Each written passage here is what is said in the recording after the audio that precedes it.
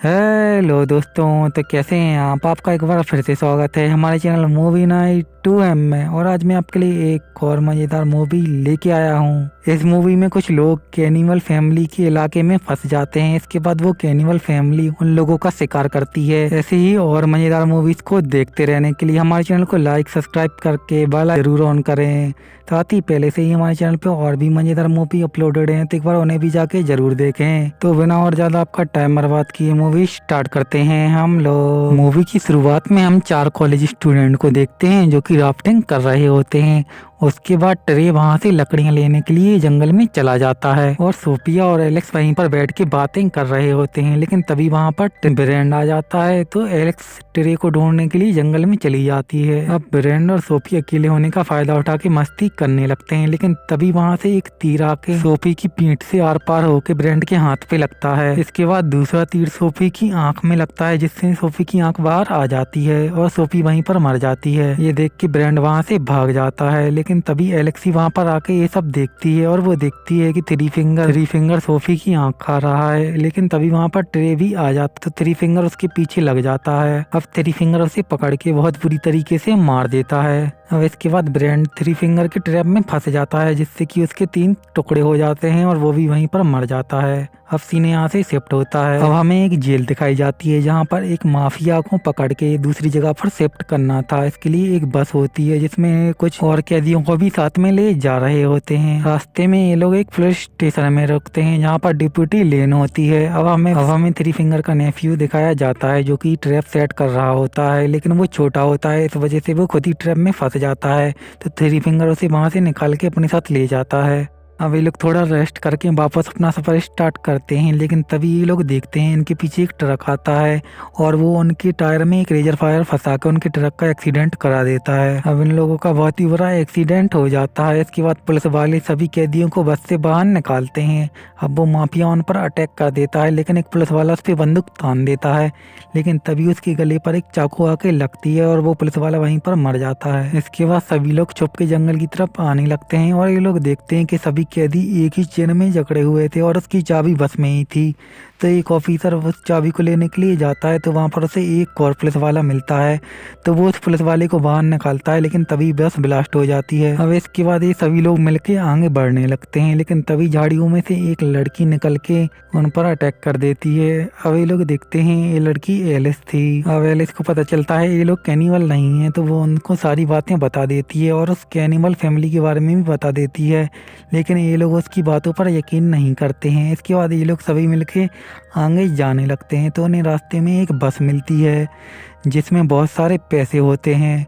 तो अब वो माफिया उन पैसों को अपने साथ रखने के लिए तैयार हो जाता है। अब इसके बाद ये लोग उन बैगों को उठा के आगे बढ़ने लगते हैं, लेकिन वो पुलिस वाला बहुत ही जख्मी था और बैग नहीं उठा पा रहा था। इसके बाद वो पुलिस वाला उस माफिया पे अटैक कर देता है, लेकिन उसकी बंदूक खाली थी। तो इसके बदले में वो माफिया उस पुलिस वाले को मारता है। अब ये लोग वहाँ से आगे बढ़ने लगते हैं।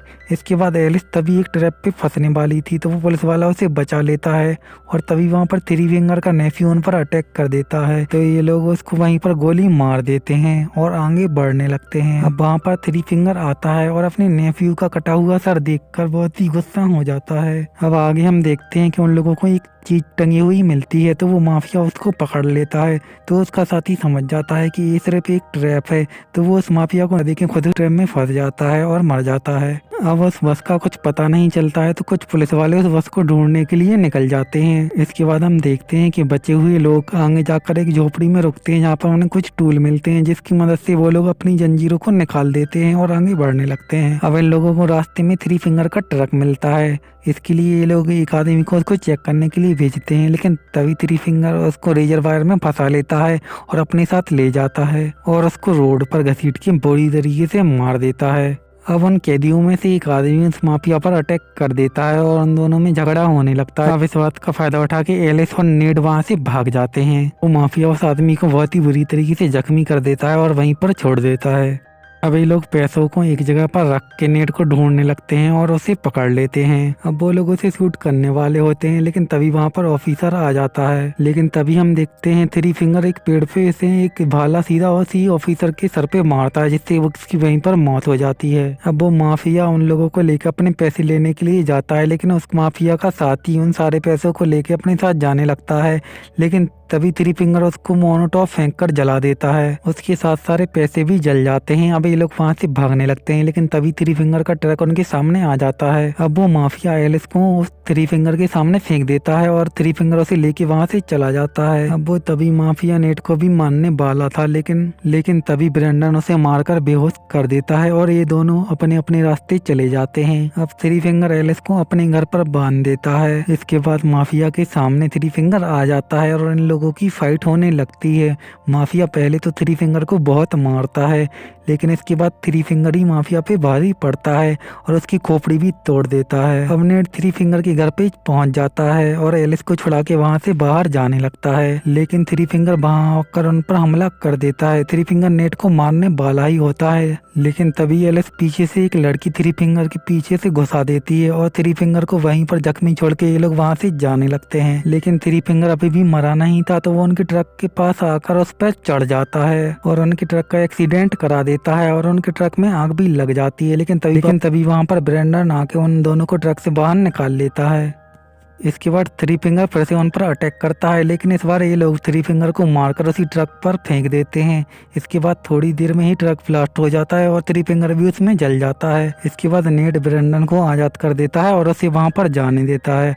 इसके बाद हम देखते हैं कि वहां पर और भी पुलिस आ जाती है और नेड और एलिस को रेस्क्यू कर लेती है। अब हम कुछ दिनों बाद देखते हैं कि नेड पैसों की लालच में उसी ट्रक के पास आता है, लेकिन पीछे से कोई उसे मार देता है और वो ब्रेंडन था। अब हम देखते हैं कि ब्रेंडन को भी पीछे से कोई मार देता है और इसी के साथ ये मूवी यहीं पर खत्म हो जाती है।